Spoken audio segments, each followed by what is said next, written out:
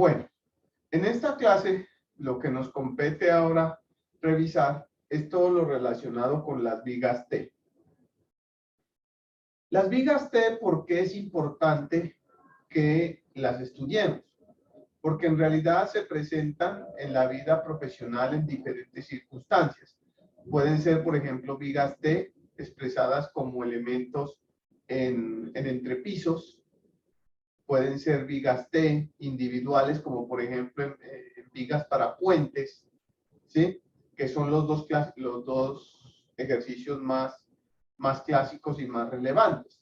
Entonces, en ese orden de ideas hay que tener en cuenta que esto, digamos, lo tenemos que leer y lo tenemos que revisar. La norma NCR 10 es muy puntual en este tema y seguimos con la misma fórmula. ¿Por qué era importante ver inicialmente las vigas doblemente reforzadas? Perdón. Era importante ver las vigas doblemente reforzadas porque las vigas en T se diseñan de manera muy similar. Bueno, para este caso, por favor, para este caso, vamos a tener principalmente 3 casos a saber. Y los podemos revisar y la NCR 10 nos invita a que analicemos esto. El primer caso es donde se tiene una losa aligerada y la viga T que vamos a considerar es una viga clásica que está metida entre dos elementos. Generalmente esto nosotros los ingenieros lo llamamos como un casetón, ¿sí? Como un casetón, aquí está el casetón y ese es el elemento. El segundo caso que tenemos de las vigas T es necesariamente este, que es un caso donde la viga es una viga de borde, ¿sí? Ese es un caso, ese es el segundo caso clásico que tenemos. Y el tercer caso clásico es una viga T sola, donde, como les mencionaba, puede ser la viga de un puente, ¿sí? Que se diseña también de esa forma. Es importante tener en cuenta que para que una viga T sea clasificada, como su nombre lo indica, como una viga T, debe cumplir unas condiciones. Eso depende, mis respetados ingenieros, depende, del caso que usted tenga. Entonces, por ejemplo, miremos que si hay caso A. En el caso A, ¿sí? En el caso A, se deben cumplir estas condiciones que dice acá. Dice que este ancho efectivo no debe exceder 1/4 de la longitud de la viga, ¿sí? O sea, si la viga tiene, yo qué sé, 4 metros, este ancho no puede ser mayor a 1 metro, ¿sí? Que el ancho de la aleta que se proyecta a cada lado del cuerpo central no debe exceder 8 veces el espesor de la aleta. O sea, que ese B tampoco debe ser mayor a 16 veces T más B. Eso es lo que dice esto. ¿Sí? Y que el ancho de la aleta que se proyecta a cada lado del cuerpo central no debe exceder la mitad de la distancia del cuerpo central de B a B. O sea, B debe ser menor que A. ¿Sí? O sea, este ancho no debe ser más grande que esta separación. Este es el caso. Profe. ¿Sí? Ay, no estoy proyectando. Ay, Dios mío. Ofrezco disculpas. Qué pena con ustedes. Les ofrezco disculpas. Bueno, entonces, en este caso, ¿sí? En este caso, pues vuelvo a retomar. Los 3 casos que tenemos sería el primer caso, que es el caso donde está, como les mencionaba anteriormente, está entre dos vigas principales, que algunos de los de ingeniería les llaman vigas de carga, que sea el caso en el cual tenemos una viga de borde, o que sea el caso donde tenemos una viga, ¿sí? Que es independiente, que puede ser el caso de una viga T para un puente. Entonces les decía a mis respetados ingenieros lo siguiente, que en el primer caso, para que esto realmente se considere una viga T, porque se puede tener esta configuración y usted puede decir, ¿es una viga T? La norma le dice, espere, si usted quiere aplicar la teoría de las vigas T, debe cumplirse esto. Si no cumple ninguna, pues no va a ser una viga T y tendrá que tomarse como el diseño de una viga especial. Entonces, ¿qué hacemos en ese caso? En ese caso, ¿qué decimos? En ese caso decimos, pues este ancho B debe ser menor que 1/4 de la longitud de la viga, o sea, la longitud larga, ¿sí? Tenemos también que este ancho B debe cumplir que no debe ser mayor que 16 veces el ancho de esto más B', y miren aquí es importante saber quién es B'. B' es este elemento, ¿sí? Y tenemos que este ancho tampoco debe exceder, ¿sí?, la mitad de la distancia, la mitad entre la separación de estos elementos, ¿sí? Tampoco puede separar. Esas son, mis respetados ingenieros, son las condiciones principales que establece la NSR 10. La NSR 10, ustedes saben, ingenieros, es fundamentada en lo que es el ACI 318, ahora 21, pero que nosotros en la NSR 20 tendremos como la versión ACI 318-19. En el segundo caso, para que usted considere este caso como una viga T de una sola aleta, debe ser que B no debe ser mayor que 1/12 de la longitud de la viga más B. Mire esto, 1/12 de la longitud de la viga más B', perdón. Que B debe ser 6 veces T más B'. Y tampoco debe exceder la mitad de la distancia libre entre las dos vigas, ¿sí? Entonces uno, disculpen, uno, dependiendo del caso que vaya a diseñar o que vaya a analizar, pues hombre, podría considerar o no, ¿sí?, las diferentes condiciones que exige la norma. Entonces tienen que tener muy en cuenta. Usted va a diseñar una viga de esta forma, una viga de esta condición, pues tiene que revisar esto.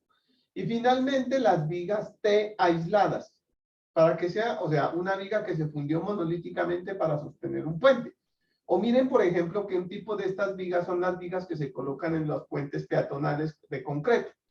Pero entonces dice que en ese caso, ¿sí?, el ancho T debe ser mayor que 1/2 de B', y el ancho efectivo de la viga no debe ser mayor que 4 veces el ancho efectivo, o sea, 4 B'. Estas condiciones deben cumplirse. Si no se cumplen, no es un elemento en T y es una condición especial de una viga. Bien, una vez que uno haya identificado claramente qué caso está, entra con una disyuntiva muy interesante, que es la siguiente. Nosotros hablábamos en el primer caso de vigas doblemente reforzadas, mencionábamos el caso de que podemos considerando como una viga que estuviera netamente a tensión, o sea, con acero en la parte inferior. Y en función de eso, con lo que nos habla este libro del profesor Segura y lo que hemos revisado, a quien le doy los créditos por todas las imágenes, pues lográbamos identificar si ese elemento necesitaba o no acero a compresión. Pero miremos y tratemos de entender muy bien por qué, ¿sí?, el acero de tensión y por qué el acero de compresión. Ya dijimos, el acero de compresión, pues porque necesariamente necesita, no se puede aumentar la dimensión de esas vigas. En ese orden de ideas, es interesante tener en cuenta que nosotros vamos a tener una zona siempre, permítanme, retomo algo acá de las vigas iniciales. Permítanme un momento, para mostrarles algo que es realmente interesante en este caso. Bueno, aquí. ¿Sí? Nosotros cuando tenemos este caso, siempre se nos va a definir, permítanme un segundo, por favor. Discúlpenme un segundo aquí. Voy a abrir la aplicación. Voy a abrir la aplicación.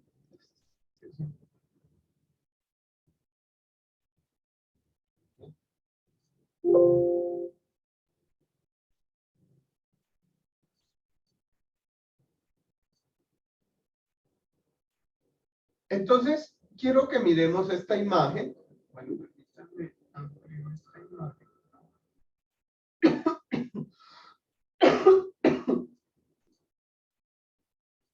Amplio bien esta imagen. Listo. Quito esto. Y miren que nosotros tenemos una zona de compresión, ¿sí? Una zona de compresión. Estoy tomando esta imagen porque igual es en las vigas simplemente reforzadas. Tenemos una zona de compresión. Esta zona de compresión nosotros ya la habíamos definido. Bueno, vale la pena mejor retomar en las otras, en un elemento como estos, que seguramente ustedes están revisando, ¿sí? Aquí. Y es importante hacerles claridad sobre esto por lo siguiente, ¿sí? Entonces, en este orden de ideas, si ya revisaron el tema de la deducción del profesor Whitney, él nos demuestra que esta zona de compresión la define como un elemento con una altura A, ¿sí? Pero tengan en cuenta, respetados ingenieros, que en realidad esta no es la zona de compresión total. Esta no es la zona de compresión total de la viga. Esta no es la zona de compresión. Y él hace la claridad, que es una de las únicas cosas que digamos que uno les deja a los estudiantes que estudien en este libro, es que en realidad la zona de compresión, ¿sí? La zona de compresión está relacionada con unos factores C, ¿sí? Que en realidad C sí es la zona real. Mírenla, aquí podemos ver, esta es la zona real de compresión, esta es la zona real de compresión, esta es la zona de Whitney, y el beta 1, que vale unos factores de ajuste de estos elementos. Y por eso se llega que aproximadamente, si despejamos de aquí C, porque en realidad, y ojo, ¿por qué estoy haciendo claridad de esto? Porque ya lo vamos a necesitar. En realidad, ¿cuánto vale o cuál es la zona de compresión de la viga? No es la zona de Whitney, no es la zona de Whitney, es C. Entonces, ¿cuánto vale C? Pues es sencillamente B1, que B1 vale 0.85 entre A, ¿listo? Entre A. Y ese valor da aproximadamente 1 algo, ¿sí? Ese valor que nosotros tenemos ahí da 1, no sé si lo tenemos aquí, vamos a ver si lo podemos tener aquí, da 1 algo, es simplemente esa división, eso es lo que quiero que tengan en cuenta, ¿sí? O sea, eso es importantísimo de que lo tengan en cuenta porque nosotros vamos a necesitar valor. Entonces, ojo con eso porque pues ya lo vamos a revisar, abajo está, pero es simplemente que en realidad, porque todas las teorías son la teoría de Whitney, pero la zona de compresión de Whitney no es la zona real de compresión de la viga. La zona de compresión real de la viga es simplemente, es el valor C, y ese valor C es A dividido 0.85, ¿sí?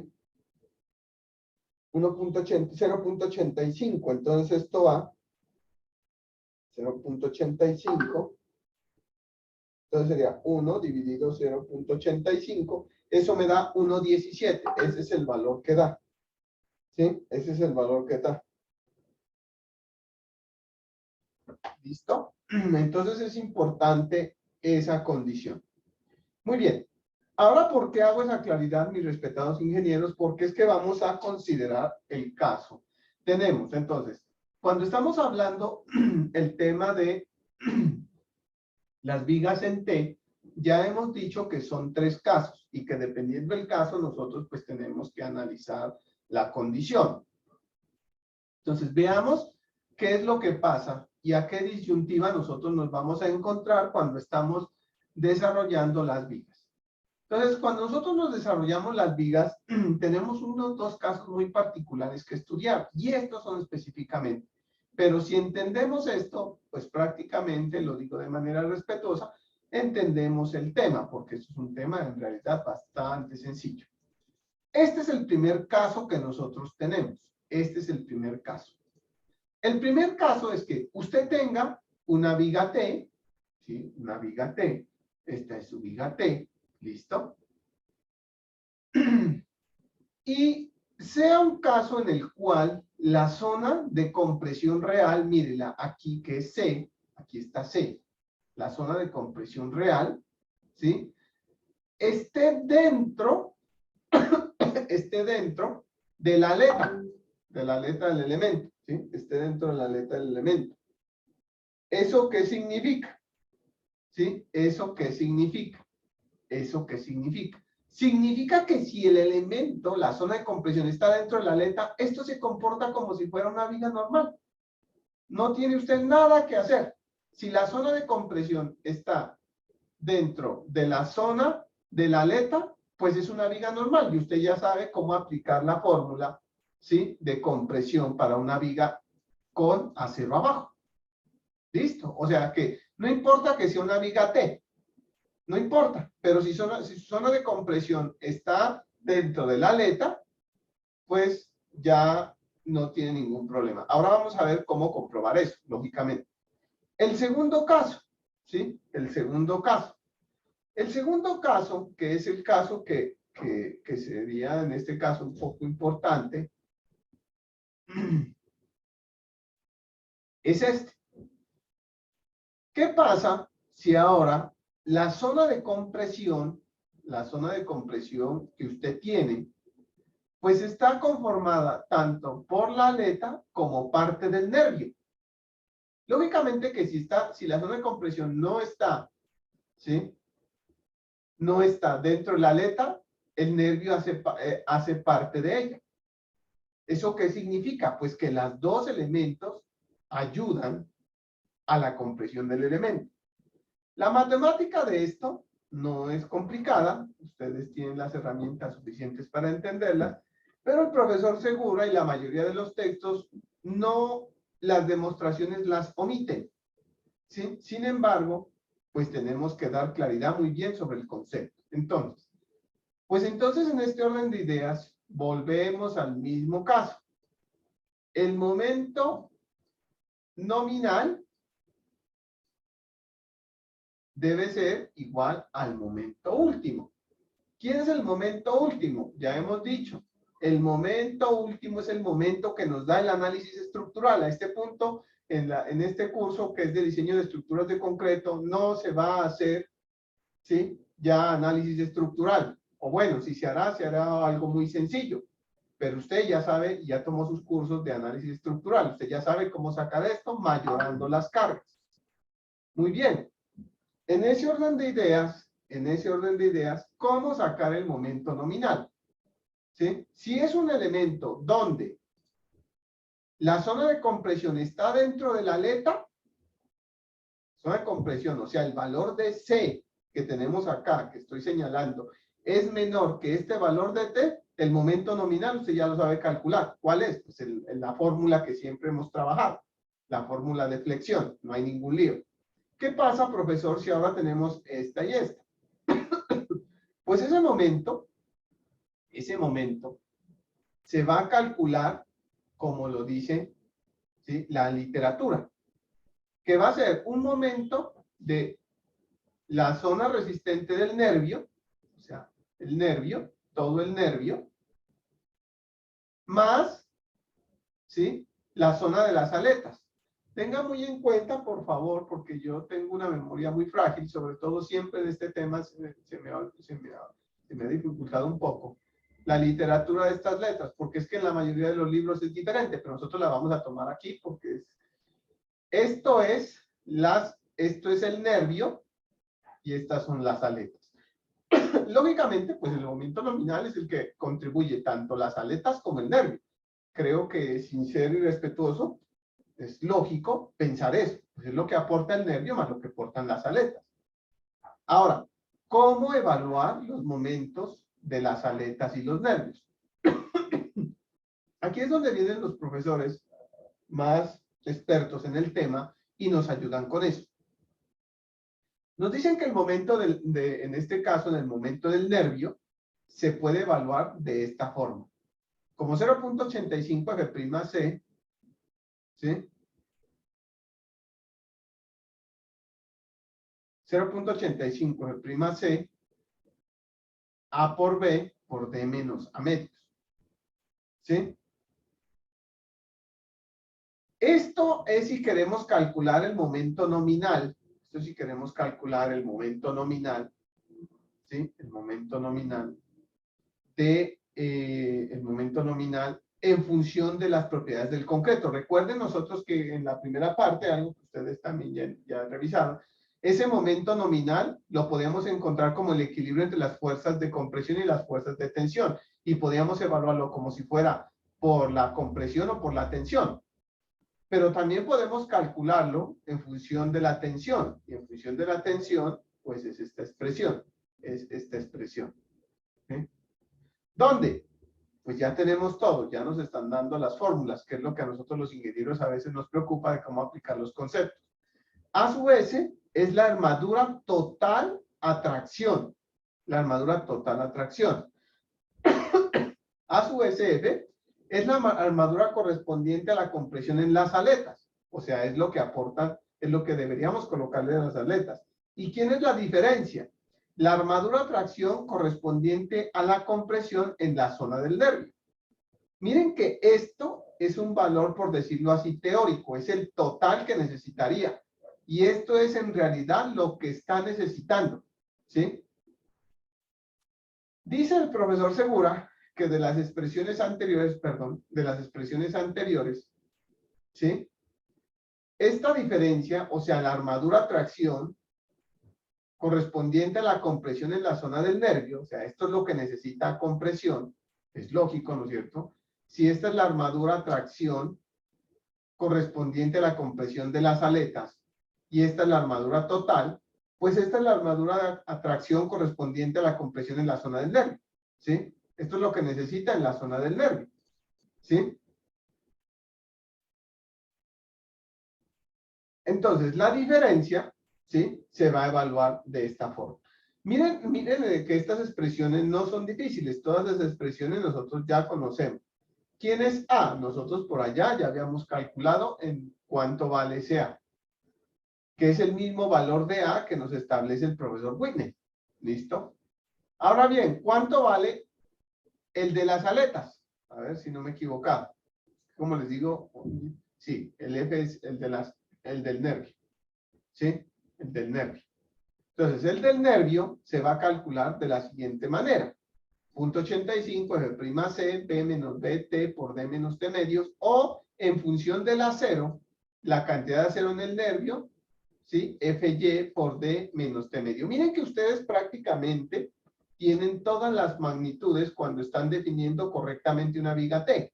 Cuando están corriendo una viga T, conocen el espesor del nervio, conocen el perante efectivo, conocen FY. Y este AFS, ¿sí?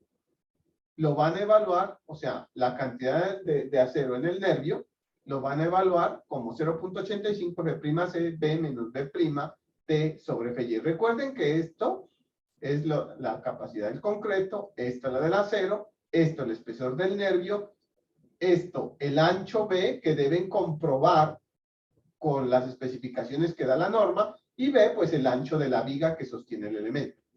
Lógicamente el momento último resistente, no el momento último actuante, sino el momento último resistente, va a ser igual a phi m, lo que aguanta el nervio más lo que aguanta las aletas. Si lo expresamos en función de la capacidad del concreto, que son las dos primeras expresiones, tanto para el uno como para el otro, pues podemos encontrar que si queremos en función del concreto, la podemos evaluar así. Pero es muy común encontrarlo en función del acero. Entonces, es una fórmula sencilla.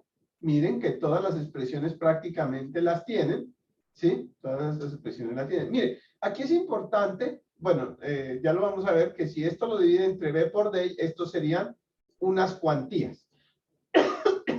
Bien, pero si se dan cuenta, mis respetados ingenieros, ustedes tienen todos los valores que necesitan pues para calcular los momentos nominales. Muy bien, aquí pues, ¿qué es lo que usted hace cuando diseña un elemento? Pues encontrar el acero, predimensionar y encontrar el acero. Y una vez que encontrar ese acero, cuantificar en varillas y finalmente corroborar ¿sí? Corroborar con unas cuantías máximas y unas cuantías mínimas.